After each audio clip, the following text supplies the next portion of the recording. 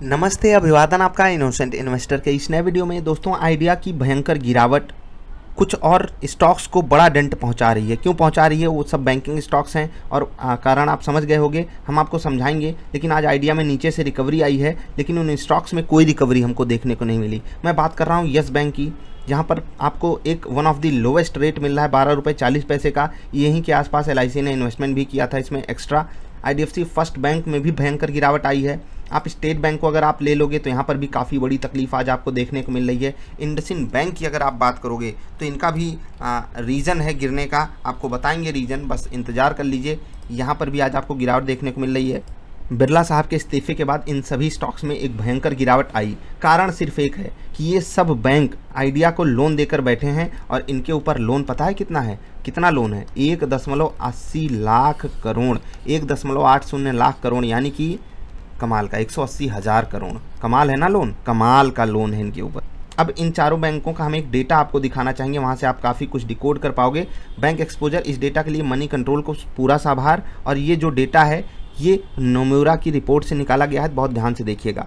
IDFC first bank का 3,240 करोड़ का loan है आइडिया के पास, ठीक, मतलब समझ रहे हैं ना। यस बैंक का 4,000 करोड़ रुपए का लोन है, स्टेट बैंक का 11,000 करोड़ का लोन है, PNB का 3,000 करोड़ का लोन है। अब परसेंटेज वाली जो वैल्यू है वो है इनके टोटल लोन का परसेंटेज, यानी कि PNB ने जो टोटल लोन बांट के रखा है, समझ रहे हैं, उसका सिर्फ ये ½ है। स्टेट बैंक ने जो टोटल लोन बांट के रखा है उसका सिर्फ ये ½ है, क्या 11,000 करोड़। लेकिन सबसे बड़ी तकलीफ किसको हो रही है? IDFC फर्स्ट बैंक और यस बैंक को, खासकर IDFC फर्स्ट बैंक को, क्योंकि 3% मतलब ओवरऑल लोन का 3% इनका बिल्कुल बर्बादी के कगार पे आ सकता है। अगर आइडिया का स्टॉक बर्बाद हो जाता है, अगर आइडिया कंपनी बंद होती है, कोई तकलीफ आ जाती है, तो IDFC फर्स्ट बैंक बहुत बुरी तरीके से चोट खाने वाला है। यहाँ से 3,240 करोड़ मजाक नहीं होता है, बहुत बड़ी वैल्यू होती है ये। और यस बैंक तो 4,000 करोड़। आई होप आप समझ गए होंगे ये डेटा क्या है और ये जो वैल्यू है ये इन्होंने लोन देकर एक्सपोजर दिया हुआ है वोडाफोन आइडिया को। इसी कारण इन स्टॉक्स में एक भयंकर गिरावट आ रही है। खासकर अगर आप छोटे स्टॉक्स को देखोगे यस बैंक को, तो जब से आइडिया वाली न्यूज़ आई है आप देख लीजिए यहाँ पर, मतलब समझ लीजिए क्या भयंकर गिरावट आ रही है। रिजल्ट के बाद ये स्टॉक थोड़ा सा ऊपर गया था, उसके बाद देखिए लगातार भयंकर गिरावट। पिछले 10 दिनों की आप कैंडल देखोगे आप दंग रह जाओगे।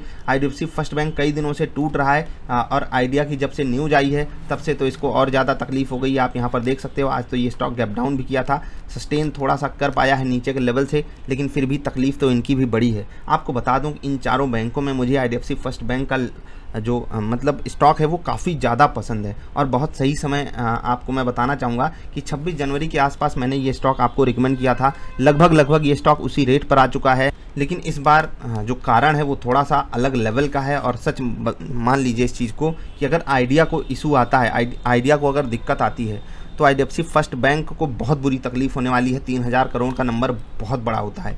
यस बैंक को तो आएगी ही आएगी और इसी कारण यहाँ पर भयंकर गिरावट आ रही है।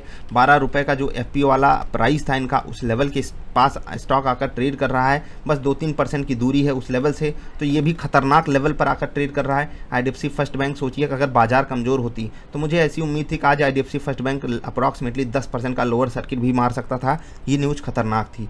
स्टेट बैंक परसेंटेज टर्म्स में कुछ बुरा नहीं है यहाँ पर, क्योंकि यहाँ पर अगर आप देखोगे तो गिरावट तो है, आपको ऊपर के लेवल से ये स्टॉक फिसलता हुआ नजर आएगा। बिरला साहब के इस्तीफे के बाद इंडसइंड बैंक का भी वही हाल है। बिरला साहब के इस्तीफे के बाद ये ही स्टॉक गैप डाउन किया और नीचे ही बंद हुआ है। लेकिन इन स्टॉक्स की बात अगर हम करें, स्टेट बैंक की करें, PNB की करें, इंडसइंड बैंक की करें, तो यहाँ पर अगर आप देखोगे तो दिक्कत इनके कंपेरिजन में कम है यस बैंक और IDFC फर्स्ट बैंक के केस में, ठीक है। लेकिन दिक्कत तो इनको भी है। अगर आप वैल्यू के टर्म्स में देखोगे तो स्टेट बैंक का 11,000 करोड़ रुपए, मामूली बात है, 11,000 करोड़ रुपए स्टेट बैंक का डूबेगा, ये बहुत बड़े नंबर्स हैं। तो सोच लीजिए इन बैंकों को कितनी तकलीफ होने जा रही है और इस देश में क्या हो रहा है। वोडाफोन आइडिया जैसी कंपनी, मतलब मैं सोचता रह जाता हूँ कि कैसे कैसे कंपनियाँ बर्बाद हो गई। बिग बाजार नाम सुना होगा आपने, आइडिया और वोडाफोन ये सब अलग अलग थे, आपको ये सब पता है। किंगफिशर आप जानते हो, मैंगो सिप बनाने वाली कंपनी आपको पता होगी, पता है कि नहीं मैंगो सिप कौन सी कंपनी बनाती थी? PC ज्वेलर का आपने नाम सुना होगा, ठीक है। बहुत सारी कंपनियां हैं, ये सब अभी रिसेंटली ये सब को तकलीफ हुई है। और यहाँ पर अब वोडाफोन आइडिया के साथ क्या होता है वो तो आने वाला वक्त बताएगा। बाकी बिरला साहब का जो बॉडी लैंग्वेज है वो मुझे बिल्कुल कंफर्ट नहीं दे पा रहा है।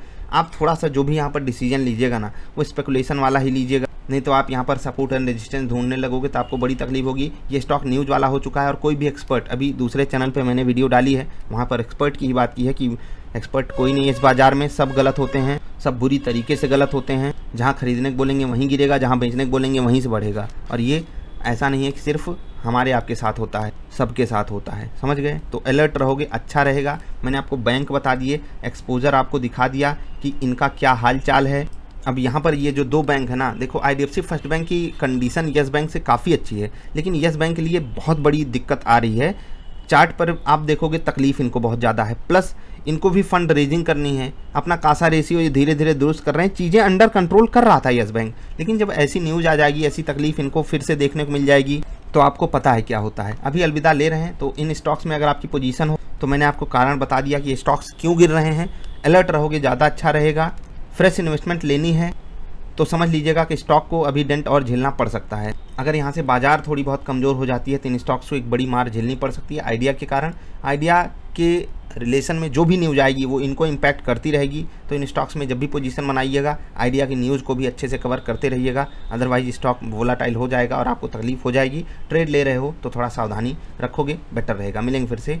आपको वीडियो पसंद आई लाइक कर देना। नमस्कार।